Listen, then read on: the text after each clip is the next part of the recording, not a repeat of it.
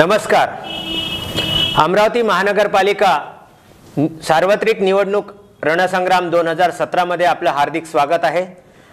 आज आपल्यासोबत आहेत प्रभाग क्रमांक 2 गाडगेबाबा पीडीएमएमसी मधील महाराष्ट्र प्रदेश कार्यकारिणी सदस्य भारतीय जनता युवा मोर्चाचे आणि सुमारे 5 वर्षापासून अतिशय सक्रिय असलेले श्री बादल वसंतराव कुलकर्णी. आपण यांचं सर्वप्रथम स्वागत करूया.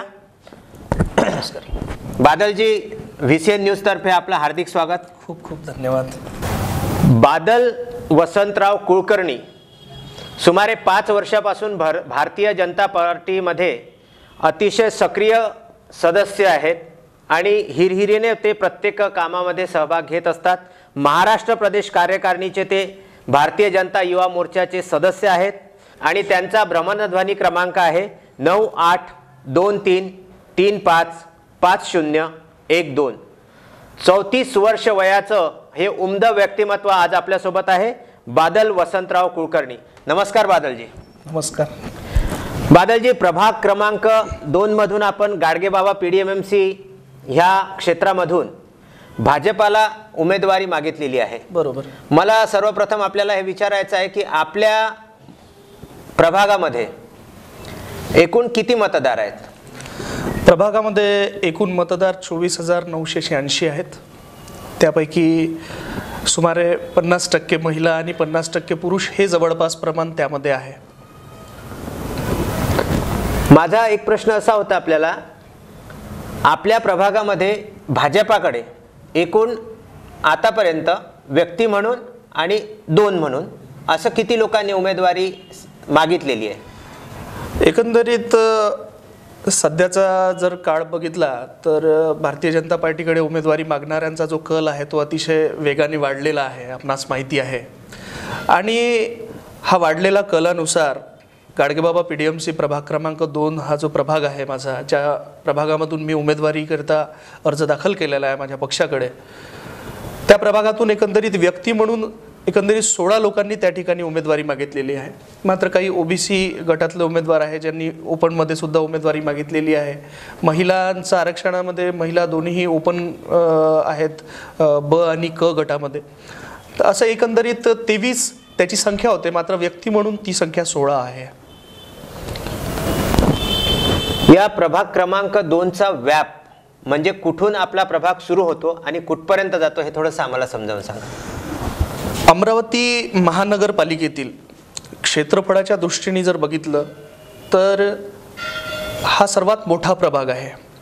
आणि क्षेत्रफळाच्या दृष्टीने सर्वात मोठा प्रभाग म्हणजे हा प्रभाग सुरू होतो राजमाता कॉलनीपासून.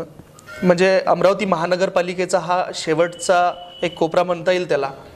नागपूर रोडवर राजमाता कॉलनी आहे, त्यानंतर आरोग्य कॉलनी आहे, तपोवनचा संपूर्ण परिसर आहे, त्यानंतर चमनशावली, Vrindavan colony, ITI colony, Ganediwal layout, Visava colony, Kantanagar, upper Wardha colony, Vinayak Nagar, Gadgenagar संपूर्ण, राठीनगर संपूर्ण, महात्मा फुले कॉलनी, आशियाड कॉलनीच्या पुलापर्यंत अगदी हा प्रभाग आहे. म्हणजे अतिशय विरळ असा हा प्रभाग आहे. आणि क्षेत्रफळाच्या क्षेत्रफळ खूप जास्त आहे. अमरावती महानगरपालिकेतील क्षेत्रफळाच्या दृष्टीने असलेला सर्वात मोठा प्रभाग हा गाडगेबाबा पीडीएमसी प्रभाग आहे. क्षेत्रफळाच्या दृष्टीने सर्वात मोठा आहे, पण म्हणजे जी मतदार संख्या आहे ती तुलनात्मक दृष्ट्या कमी जास्त प्रमाणात तेवढीच आहे. कारण यामध्ये साधारणतः 25,000चा एक प्रभाग आपल्याकडे आलेला आहे. हो.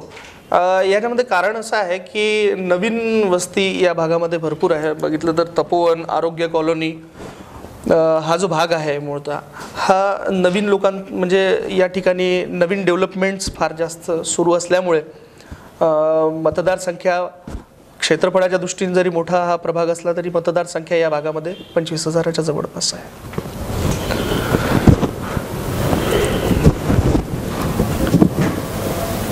आपण महाराष्ट्र प्रदेशावरती कार्यकारिणी सदस्य म्हणून आहात. बरोबर. भारतीय जनता युवा मोर्चाचं काम सर्वश्रुत झालेलं आहे. बरोबर. आपण आजपर्यंत सामाजिक कार्यामध्ये कुठला आणि कसा सहभाग घेतला? भारतीय जनता युवा मोर्चामध्ये माझी वर्णी लागण्या अगोदर मी आधी भारतीय जनता पार्टीचा माझा प्रवास सांगतो. भारतीय जनता पार्टीमध्ये बूथ कमिटीला खूप जास्त अनन्यसाधारण महत्त्व आहे. म्हणजे अगदी आमचे राष्ट्रीय अध्यक्ष जरी असतील तरी ते सुद्धा त्यांचं मतदान ज्या ठिकाणी आहे त्या बूथचे ते प्रमुख असतात.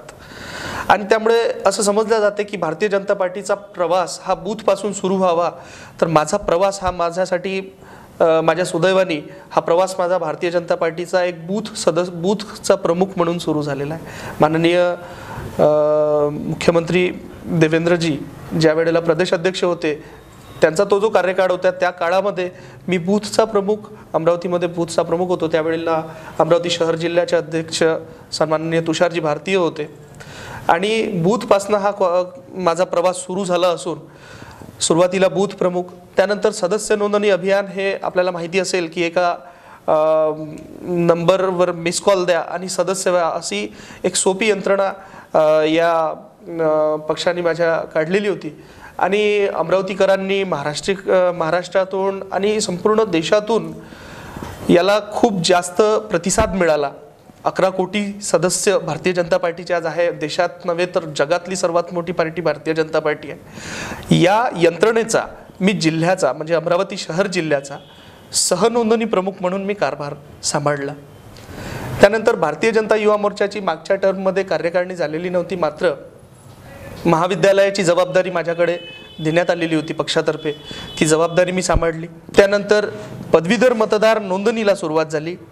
मी माझ्या गाडगेबाबा मंडलाचा, ज्या भागात मी राहतो त्याला गाडगेबाबा मंडल असं नाव दिलेलं आहे, त्याच्यामध्ये एक साधारणतः आता नवीन रचनेनुसार 3 प्रभाग येतात.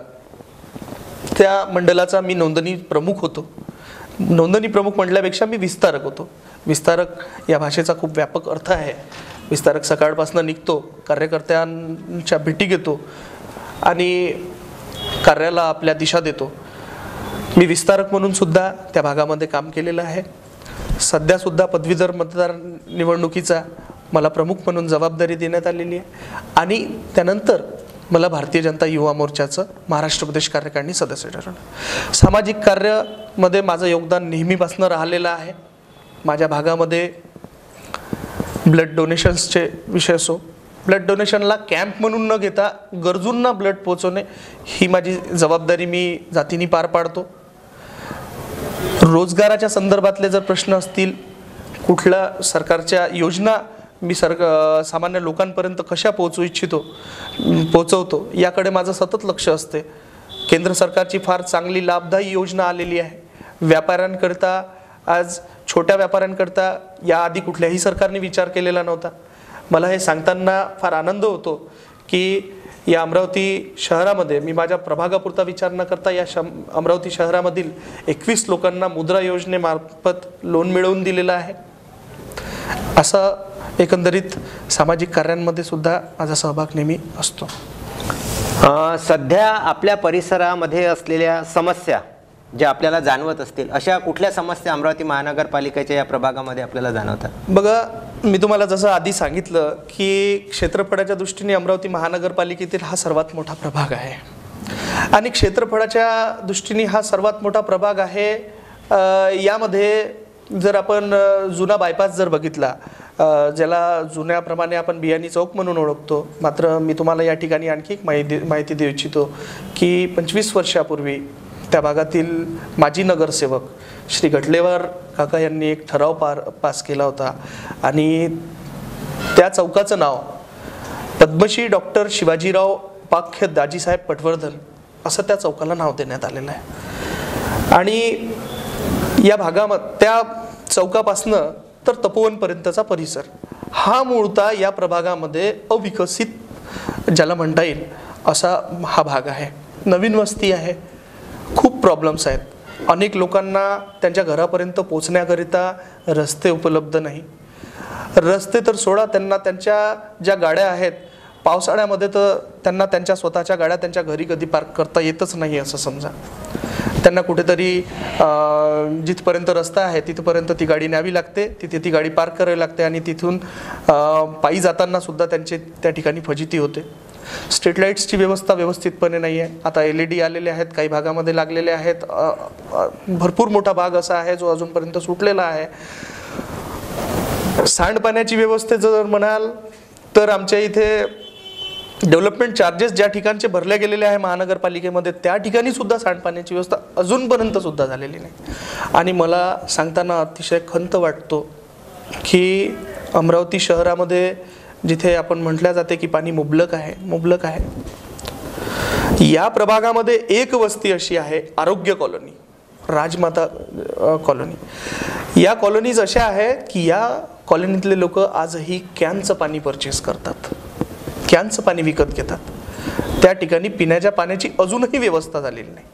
मी आता प्रभागाच्या दृष्टिकोनातून फिरत असताना जेव्हा त्या लोकांच्या भेटी घेतल्या त्यांच्यामध्ये भरपूर आक्रोश आहे. विद्यमान नगरसेवकांबद्दल आहे, प्रशासनाबद्दल आहे, कारण की त्यांना या गोष्टींबद्दल त्या ठिकाणी आश्वासनं देण्यात आलेली होती. आणि हायवे नंबर 6ला म्हणजे राष्ट्रीय महामार्ग 6ला लागून ही कॉलनी आहे. आणि ही कॉलनी म्हणजे तो रोड एवढा डेव्हलप झाला, म्हणजे जेलची बॅक साईड नाही, जेलची बॅक साईड नाही, नागपूर रोड म्हणतोय. अच्छा. म्हणजे आपण रहाटगाव, त्या भागामध्ये रहाटगाव आहे आणि या भागामध्ये आरोग्य कॉलनी आहे. अच्छा, असा तो भाग आहे. सुशिक्षित लोक हजारो रुपये खर्च करून त्यांनी आपले प्लॉट त्या ठिकाणी घेतले, नवीन कन्स्ट्रक्शन केले, लाखो रुपयाचे घर त्या ठिकाणी त्या लोकांनी डेव्हलप केले. आणि आज परिस्थिती ही आहे की पिण्याचं पाणी त्यांना मिळत नाही. यापेक्षा दुर्दैव आणखी काय असू शकते की अमरावती शहरामध्ये विभागीय शहर हे 5 जिल्ह्याचं प्रमुख हे, विदर्भातलं दुसऱ्या क्रमांकाचं, नागपूर नंतर दुसऱ्या क्रमांकाचं शहर आहे, शिक्षणाचं माहेरघर आपण ज्याला म्हणतो. एवढं सगळं असून सुद्धा जर त्या ठिकाणी पिण्याच्या पाण्याची व्यवस्था जर आजपर्यंत झालेली नसेल तर मला असं वाटते की विद्यमान नगरसेवक असोत किंवा अमरावती महानगरपालिकेने त्या ठिकाणी केलेलं दुर्लक्ष असो, हे दुर्दैव आहे. मी त्या ठिकाणी लोकांना शब्द दिला आणि आज आपल्या या VCNच्या माध्यमातून सर्वप्रथम तर मी धन्यवाद देतो आपले या ठिकाणी VCN न्यूज चॅनलचे की त्यांनी मला माझ्यासारख्या साधारण कार्यकर्त्याला बोलवून या ठिकाणी आपलं मनोगत व्यक्त करण्यासाठी संधी दिली. मी आपल्या या VCN चॅनलच्या माध्यमाने मी आरोग्य कॉलनी आणि त्या परिसरातील संपूर्ण लोकांना आश्वस्त करू इच्छितो. मी निवडणुकीच्या रिंगणात सध्या आहे.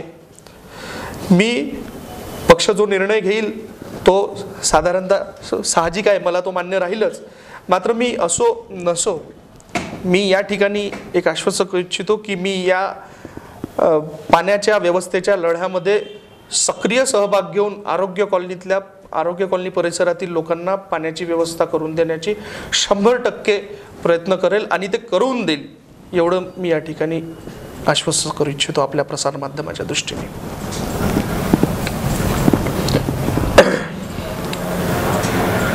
16 व्यक्तींनी मागितलेली उमेदवारी उद्या चालून जर सपोज आपल्याला भारतीय जनता पार्टीने आपली उमेदवारी नाकारली तर आपण काय कराल? बघा, असं आहे की भारतीय जनता पार्टीचा एक मूल मंत्र, ज्याला एक स्लोगन म्हणता येईल की यह पार्टी नहीं परिवार है, यह संस्था नहीं संस्कार है.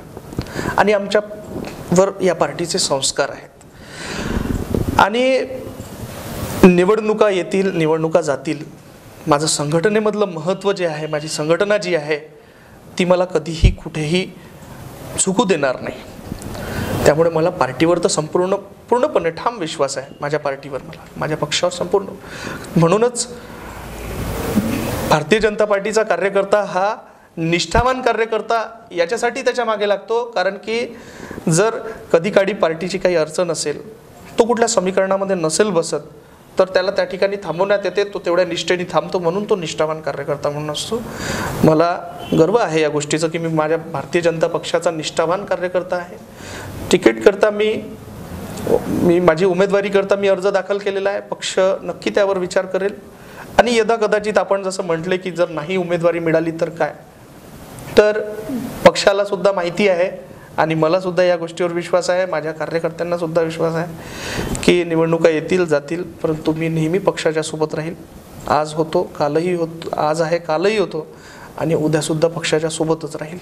बादलदादांनी VMV कॉलेज परिसरामध्ये जे सायकल स्टँडचे पैसे मुलांकडनं घेण्यात येत होते, स्टुडंटकडनं जे सायकल स्टँडचे पैसे घेण्यात येत होते, त्यासंबंधी एक मोठं आंदोलन केलं होतं.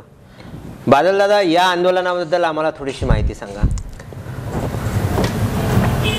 झालं असं की जेव्हा मी 12वीला होतो त्यावेळेला आम्हाला सेंटर म्हणून विदर्भ महाविद्यालय आपल्या इथलं सर्वात जुनं महाविद्यालय जे आहे, प्रचलित महाविद्यालय जे आहे, ते मला सेंटर म्हणून मिळालेलं होतं. आणि त्या ठिकाणी मग मी जायचो, तर त्या ठिकाणी 2 रुपये सायकलचे, 5 रुपये गाडीचे अशी पद्धत होती.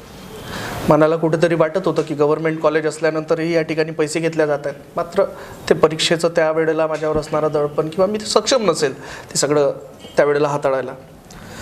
मात्र हाच प्रॉब्लेम सतत सुरू आहे. मग जेव्हा मी जसं की तुम्हाला सांगितलं की मी महाविद्यालय प्रमुख म्हणून भारतीय जनता युवा मोर्चाद्वारे जेव्हा कार्य करत होतो, तेव्हा त्या भागामध्ये माझा जो त्या ठिकाणी विदर्भ महाविद्यालयाचा जो मी प्रमुख केलेला होता, त्या मुलांनी माझ्याकडे ती अडचण सांगितली की विद्यार्थ्यांमध्ये आक्रोश आहे. त्या ठिकाणी ॲडमिशनमध्ये सुद्धा पैसे घेतले जातात, पुन्हा त्या ठिकाणी पर डे पैसे सुद्धा घेतले जात आहेत. आणि म्हणजे कोणीही असो त्या ठिकाणी, त्या महाविद्यालयातला विद्यार्थी असो, बाहेरचा विद्यार्थी असो, त्या ठिकाणी लायब्ररीमध्ये 1 तास वाचन करायला येणारा इतर कुठला व्यक्ती असो, त्यांना त्या ठिकाणी पैसे घेतले जात होते. मग मनात प्रश्न असा उद्भवला की सरकारी कॉलेज आहे, सरकारचं अनुदान चपराशापासनं तर मुख्याध्यापकापर्यंत सर्वांकरता पगार त्या ठिकाणी व्यवस्था केली जाते. आणि मग त्या ठिकाणी विद्यार्थ्यांकडून, गोरगरीब विद्यार्थ्यांकडून, गव्हर्नमेंट कॉलेजमध्ये कोण आजकाल जातं? गव्हर्नमेंट कॉलेजमध्ये, विदर्भ महाविद्यालयामध्ये त्या ठिकाणी आर्ट्स फॅकल्टी आहे, अत्यंत गरीब घरचे मुलं आहेत, सायकल घेऊन जातात, त्यांच्याकडनं सुद्धा पैसे वसूल केले जाते. मग जर गव्हर्नमेंटची ही फॅसिलिटी तुम्हाला जर 100% जर अनुदान आहे, तर मग ते पैसे का घेतल्या जावे, हा प्रश्न मनात उद्भवला. भारतीय जनता युवा मोर्चाच्या संपूर्ण कार्यकर्त्यांना त्या ठिकाणी मी घेऊन गेलो.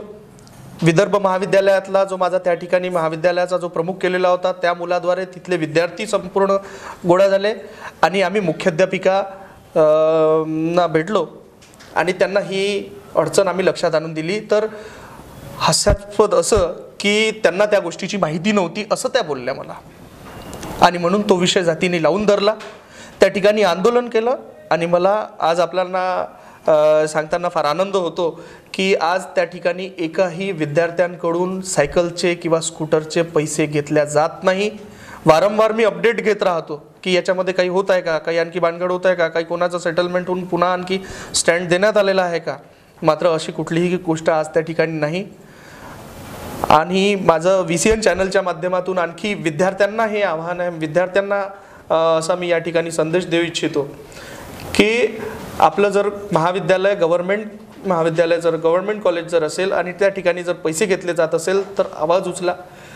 तुमच्याकडनं जर त्या ठिकाणी, तुम्हाला जर त्या ठिकाणी यश मिळत नसेल तर माझा संपर्क क्रमांक सरांनी आपणास दिलेला आहे, मला संपर्क करा. निवडणूक हा भाग वेगळा आहे, मात्र अशा व्यवस्था विद्यार्थ्यांना मिळायला पाहिजे, त्या दृष्टिकोनातून मी कधीही विद्यार्थ्यांच्या कामाकरता उपलब्ध आहे. आणखीन आपल्या राजकीय सामाजिक कार्यामध्ये आपण एक मोठा कार्यक्रम, मला वाटतं काहीतरी काय मोहीम होती ती? मोहीम नाही, तो एक फार मोठा मार्च होता. झालं असं की या सार्वभौम भारताच्या भाग्याला एक दुर्दैवाचा दिवस लाभला होता, तो म्हणजे 9 फेब्रुवारी 2015. घडलं असं होतं की 9 फेब्रुवारी 2015 मध्ये भारतामधील एक प्रसिद्ध विद्यापीठ JNU, जवाहरलाल नेहरू युनिव्हर्सिटी दिल्ली, या ठिकाणी भारत विरोधी नारेबाजी झाली होती. मला त्याचा पुनरुच्चार सुद्धा करावा वाटत नाही या ठिकाणी त्या नाऱ्यांचा काय झाला होता, आणि त्या लोकांची नावं सुद्धा मी या ठिकाणी घेणार नाही, त्यांना नावं घेऊन मी मोठं करणार नाही. मात्र तो जो प्रकार त्या ठिकाणी घडला होता तो अत्यंत दुर्दैवी प्रकार होता. JNU दिल्लीचा त्या ठिकाणी भरपूर आपल्यास माहिती आहे की त्या ठिकाणी कशा प्रकारचे नारेबाजी झाली होती JNU मध्ये. आणि मग कुठेतरी त्याकरिता प्रसारमाध्यमं, त्याकरिता इतर संघटना आपापल्या दृष्टीने, पॉलिटिकल पार्टीज आपापल्या दृष्टीने सर्व कामं करत होते. मात्र अमरावतीमध्ये त्याबद्दल कुठलीच काही प्रतिक्रिया नव्हती. शिक्षणाचं माहेरघर आम्ही अमरावतीला म्हणतो, आणि जर विद्यार्थ्यांमध्ये तो चुकीचा संदेश जर गेला असता की त्यांनी लावलेले नारे बरोबर आहे आणि त्यांनी केलेलं कृत्य बरोबर आहे, तर कुठेतरी अमरावतीसाठी सुद्धा हे घातक होतं. त्यामुळे ज्या संस्थेचा मी संस्थापक अध्यक्ष आहे त्याचं नाव आहे वीर केसरी युवा प्रतिष्ठान. वीर केसरी युवा प्रतिष्ठानचे निवडक काही कार्यकर्ते आम्ही सर्व सोबत बसलो. त्यामध्ये आम्ही असा निश्चय केला की अमरावतीकरांना याबद्दल जागृत केलं पाहिजे. आणि त्यामुळे आम्ही गेल्या 24 फेब्रुवारीला प्रचंड मोठा एक मार्च गर्ल्स हायस्कूल चौक ते जिल्हाधिकारी कार्यालय काढला. आपणास मला सांगताना आनंद होतो की सुमारे 2 ते 2.5 हजार विद्यार्थी या मार्चमध्ये सहभागी झालेले होते. आणि मी विशेषतः भारतीय जनता पार्टीचा कार्यकर्ता असून सुद्धा मी हे ठरवलं होतं की हा प्रश्न भारतीय जनता पार्टी पुरता मर्यादित नाही, अजिबात तो मर्यादित नव्हता. हा प्रश्न देशाशी संबंधित होता. आणि म्हणून याला भारतीय जनता पार्टीचं नाव मी न देता हा नॉन पॉलिटिकल कार्यक्रम वीर केसरी युवा प्रतिष्ठानच्या मार्फत घेतला होता की जेणेकरून भारतीय जनता पार्टीच्या नावावरती होऊ शकते एखादा गव्हर्नमेंट सर्वंट व्यक्ती आहे, त्याला स्वतःची प्रतिक्रिया त्या ठिकाणी द्यायची आहे. त्याला प्रतिक्रिया देत असताना त्याला पॉलिटिकल पार्टीची अडचण येते. म्हणून फक्त आमचा अभिमान असलेला तिरंगा झेंडा त्या ठिकाणी आम्ही तिरंगे झेंडे प्रचंड त्या मार्चमध्ये होते. भारत एकता गौरव मार्च कुठेतरी एकतेला खंड पाडण्याचं काम त्या देश विरोधी लोकांनी केलं होतं. म्हणून भारत एकता गौरव मार्च असं त्या मार्चला आम्ही नाव दिलं होतं. आणि भारत एकता गौरव मार्च हा गर्ल्स हायस्कूलपासून सकाळी 9 वाजता सुरू झालेला होता. साधारणतः आपण प्रचाराचं किंवा एखाद्या कार्यक्रमाचं नारळ फोडतो आणि मग तो कार्यक्रम सुरू करतो. आम्ही नारळ फोडलं नाही. आम्ही काय केलं, आम्ही असं केलं की कारगिलमध्ये शहीद झालेले जवान असतील, आणखी इतरत्र आमचे जे जवान शहीद झालेले आहेत, अशा जवानांना, अशा वीर जवानांना आम्ही श्रद्धांजली वाहिली.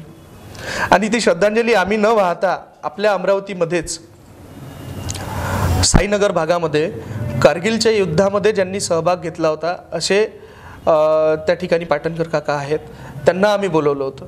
आणि त्यांच्याद्वारे ती श्रद्धांजलीचा कार्यक्रम आम्ही घेतला. माजी सैनिकांचं आपल्याकडे ऑफिससुद्धा आहे NCC भवनच्या बाजूला, त्या ठिकाणचे सुद्धा अधिकारी तिथे आले होते. ते सुद्धा प्रचंड त्यांना आनंद झाला की सैनिकांबद्दल सुद्धा तुम्ही विचार करतायत, युवा पिढी विचार करते. त्यांचा त्या ठिकाणी श्रद्धांजलीचा कार्यक्रम घेऊन भारत माता की जय, वंदे मातरमचे नारे लावत 2 ते 2.5 हजार विद्यार्थी आम्ही त्या ठिकाणी वीर केसरी युवा प्रतिष्ठानद्वारे उतरवले. आणि जिल्हाधिकारी कार्यालयावर तो प्रचंड असा मोठा मार्च गेला. त्या ठिकाणी जिल्हाधिकाऱ्यांना निवेदन देऊन आम्ही हेच बोललो की भारताच्या एकतेला, अखंडतेला हा खंड पाडण्याचा प्रयत्न काही देशविरोधी लोकांनी केलेला आहे. आम्ही युवक म्हणून ही आमची जबाबदारी आहे की आम्ही अमरावतीमध्ये किंवा महाराष्ट्रामध्ये या प्रकारच्या गोष्टी आम्ही घडू देणार नाही. जर अशी परिस्थिती निर्माण झाली तर माझं त्या ठिकाणी वाक्य होतं की देशातला युवक हा देशातल्या सैनिकांच्या सोबत उभा राहून देशविरोधी कृत्याचा सामना करण्यासाठी सजग आहे. आणि तो मार्च मला गर्व आहे, मला सांगताना आनंद होतो की अमरावतीमध्ये कुठल्याही संघटनेने एवढा मोठा मार्च गेल्या 10 वर्षामध्ये काढलेला नव्हता जेवढा मोठा मार्च तो होता. अनेकांच्या प्रतिक्रिया होत्या. दुसऱ्या दिवशी प्रसारमाध्यमांनी सुद्धा भरभरून त्या विषयाला प्रतिसाद दिला आणि वीर केसरी युवा प्रतिष्ठानचा हा मार्च यशस्वी झाला होता. बादलजी, सद्यस्थितीमध्ये आपल्या प्रभागामध्ये कुठल्या पक्षाचे नगरसेवक कार्यरत आहे? साधारणतः हा प्रभाग आता रचना बदललेली आहे. मागे जेव्हा हा प्रभाग होता त्याचं नाव तेव्हा फक्त तपोवन प्रभाग होतं आणि त्याच्यामध्ये रहाटगाव, अर्जुन नगर हे सुद्धा एरियाज त्यामध्ये होते. आणि त्यावेळेला मागच्या पंचवार्षिकमध्ये स्वातीताई निस्ताने आणि श्री राजू मानकर हे 2 शिवसेनेचे 2ही नगरसेवक त्या भागातून निवडून आलेले होते. ते सध्या विद्यमान नगरसेवक आहेत. मात्र आता हा रहाटगाव आणि अर्जुन नगर ही वस्ती प्रभाग क्रमांक 2 मध्ये नाही, तो प्रभाग क्रमांक 1 झालेला आहे आता. बादलजी, तपोवन हे आपलं क्षेत्र आहे बरोबर. आदरणीय पद्मश्री आदरणीय दाजीसाहेब पटवर्धन हे तपोवनचे संस्थापक होते. यांनी आपल्यासाठी म्हणजे अमरावतीकरांसाठी तपोवन आज जसं जगविख्यात आहे की तपोवनला लोक म्हणजे आपल्या इथले तर सोडाच पण फॉरेनर्स सुद्धा व्हिजिटला येतात. बरोबर. कुष्ठरोग्यांसाठी जी संस्था त्यांनी तयार केली, तर आपल्या प्रभागामध्ये हे येत असल्यामुळे इथून आपण इथले काही प्रोग्राम्स, काही कार्यक्रम कसे कसे चालतात त्याची पण आम्हाला थोडीशी माहिती बसू दे. बघा, असं आहे की आपल्या या प्रश्नाचं मी सर्वप्रथम स्वागत करू इच्छितो की आपण हा प्रश्न मला विचारला, कारण हे जे वर्ष आहे हे डॉक्टर शिवाजीराव पद्मश्री डॉक्टर शिवाजीराव उपाख्य दाजीसाहेब पटवर्धन यांच्या 125व्या जयंतीचं वर्ष आहे. गेल्या 28 डिसेंबरला त्यांची 125वी जयंती होती आणि मला या ठिकाणी आपल्याला सांगताना आनंद होतो की दाजीसाहेबांचं जे नाव आहे ते फार मोठं नाव आहे. जसं आपण बोललेत की फक्त अमरावती नव्हे तर ते जगविख्यात नाव आहे आणि त्यांनी जे अमरावतीकरता तपोवन ही जी संस्था या ठिकाणी जी निर्माण केलेली आहे त्यांचं अनन्यसाधारण महत्त्वसुद्धा आहे. मात्र झालं असं आहे की गेल्या काळामध्ये दाजीसाहेबांचं नाव ज्या प्रकारे अमरावतीमध्ये आज अमरावतीच नव्हे तर महाराष्ट्रामध्ये संपूर्ण लोकांना माहिती असायला पाहिजे होतं, दुर्दैवाने ते माहीत नाही आहे. आणि कुठंतरी ही गोष्ट मलासुद्धा माझ्यासुद्धा मनात नेहमी येत होती. आणि तपोवनमध्ये राहत असताना तपोवनच्या जवळच्या ज्या कॉलनीज आहे, जवळपास आपण पाहिलं तर 50 कॉलनी त्या भागामध्ये आहे. सुरक्षा कॉलनी, माधवी विहार, डॉक्टर कॉलनी, अंबिका नगर, अशा छोट्या कॉलनीज आहे. आम्ही आमचा या कॉलनीमधला जो कोणी व्यक्ती असेल तो पत्ता देताना लिहितो सुरक्षा कॉलनी तपोवन परिसर अमरावती. मी तुम्हाला बघा तो सुरक्षा कॉलनी तपोवन परिसर अमरावती असं बरोबर आहे. डॉक्टर कॉलनी तपोवन परिसर अमरावती. या भागामध्ये येणारे खूप सारे नवीन लोक आहेत, मात्र त्यांना हे या गोष्टीची माहितीच नाही की तपोवन आपण लिहितो, तपोवन काय आहे, तपोवन म्हणजे कोणी दिलेलं नाव आहे, कुठून हे निर्माण झालेलं आहे, काय त्याचं कार्य आहे, काय त्याचं महत्त्व आहे, हे कोणाला माहिती अनेक लोकांना या गोष्टीची माहिती नाही आहे. ती माहिती व्हावी या दृष्टिकोनातून यावर्षी दाजीसाहेबांच्या 125व्या जयंतीचं औचित्य साधून भारतीय जनता पार्टी प्रभाग क्रमांक 2 तर्फे या ठिकाणी मी पुढाकार घेतला. त्या ठिकाणी त्या भागातले आमचे प्रभागाचे अध्यक्ष गणेश खोत, गणेश राजगुरे, JK चौधरी, राजेशजी चौधरी, अनेक मंडळी, मला श्री गुडदे सर, असे अनेक मंडळी, मला त्यांचं नाव या ठिकाणी सर्वांचं घेता येणार नाही, मात्र तपोवन भागातील आमचा जो संपूर्ण परिसर आहे त्या भागातील संपूर्ण नागरिकांनी त्या कार्यक्रमाला प्रतिसाद दिला. विशेष म्हणजे या कार्यक्रमाचं तुम्हाला एक महत्त्व सांगतो की दाजीसाहेबांनी ही संस्था फक्त निर्माण नाही केली, त्यांनी या संस्थेच्या माध्यमातून ती माणसं निर्माण केली जी आज भारताच्या विविध ठिकाणी कार्यरत आहे. महामना मालवीय विद्यालय त्या ठिकाणी आहे. त्या महामना मालवीय विद्यालयातून शिकून गेलेले विद्यार्थी आज भारताच्या विविध क्षेत्रामध्ये, भारताच्या विविध कोपऱ्यांमध्ये, विविध क्षेत्रांमध्ये कार्यरत आहे, उच्चस्थ पदावर आहे. अनेक लोक डॉक्टरेट झालेले आहेत. कुष्ठरोग्यांची मुलं जे त्या शाळेमध्ये शिकली ते डॉक्टरेट झालेली आहे. आम्ही अशा विद्यार्थ्यांचा त्या ठिकाणी सत्कार घेतला. यावर्षी 125व्या जयंतीचं औचित्य साधून जवळपास 1000 ही जी मंडळी आहे, माझी विद्यार्थी, त्यांचे परिवार, त्यांचे आता मुलं बाळं, हे सर्व त्या ठिकाणी आलेले होते. त्यांनी सुद्धा फार छान कार्यक्रम यावर्षी आयोजित केलेले होते. मात्र भारतीय जनता पार्टी म्हणून मी काय देऊ शकतो आणि संपूर्ण परिसरवासी म्हणून आम्ही त्यांना काय देऊ शकतो, तर आम्ही त्यांचं त्या ठिकाणी गौरव केला, त्यांचा सत्कार केला. अनेकांचे डोळे भरून आलेले होते. डॉक्टर शिवाजीराव पटवर्धन यांच्या नावाने नाशिकमध्ये, मिरजमध्ये, सातारामध्ये, सांगलीमध्ये कामं चालतात आणि अमरावतीमध्ये काहीच काम चालत नाही. दुर्दैव असं आहे की 25 वर्षा पहिले एक नगरसेवक ठराव पारित करतो की या चौकाला डॉक्टर शिवाजीराव पटवर्धन चौक असं नाव देण्यात यावं. मात्र दुर्दैव असं आहे की 25 वर्षापर्यंत प्रशासन झोपलेलं असतं. त्या ठिकाणी प्रशासन फलक सुद्धा लावत नाही. मी पाठपुरावा केला, माझ्याकडे पुरावे आहेत त्याचे. मी मनपा आयुक्तांना टेक्स्ट मेसेज टाकले, मी मनपा आयुक्तांना व्हॉट्सअप्सवर मेसेजेस टाकले, ठरावाची कॉपी टाकली. ठरावाची कॉपी त्या ठिकाणी आम्ही मनपामधून काढून ती मनपा आयुक्तांना दाखवली आणि त्यांना तिथे त्या ठिकाणी फलक लावण्याकरता आम्ही भाग पाडलं. यावर्षी ते त्या ठिकाणी फलक लागलं.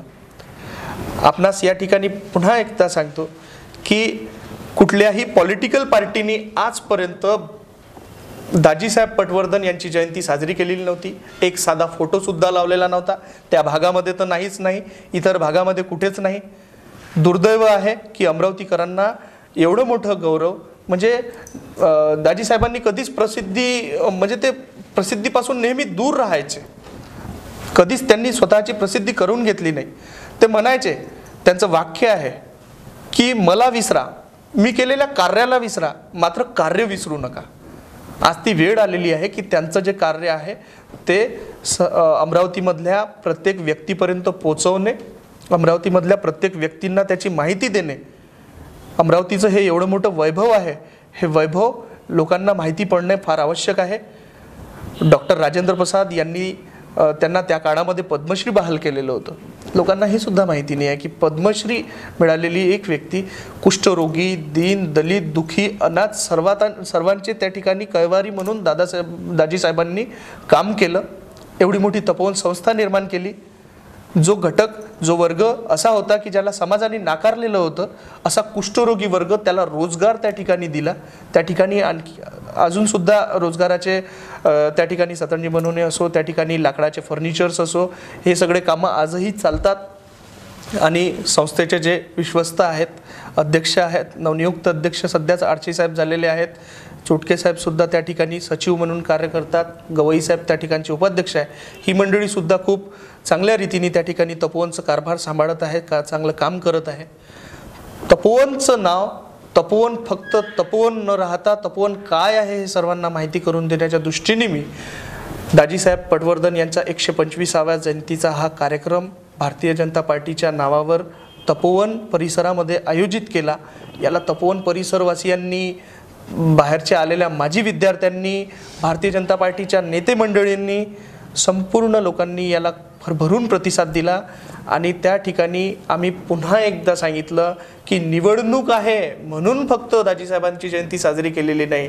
निवडणुका येतील जातील, दाजीसाहेब पटवर्धनांची प्रत्येक जयंती तपोवन भागामध्ये भारतीय जनता पार्टी दरवर्षी साजरी करणार, असाच सुद्धा त्या ठिकाणी मी स्वतः माझ्या प्रास्ताविक भाषणामध्ये सांगितलं.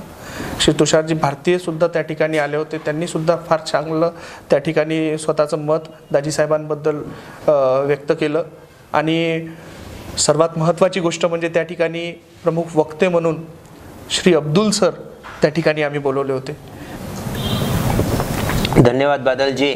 आपण आपल्या व्यस्त वेळेतून, सध्या हे जे निवडणुकीचं रणशिंग जेव्हापासून फुकल्या गेलेलं आहे, त्या व्यस्त वेळेतून VCN न्यूजसाठी वेळ काढून आम्हाला आपला इंटरव्ह्यू दिला, त्याबद्दल आम्ही आपले आभारी आहोत. मी सुद्धा VCN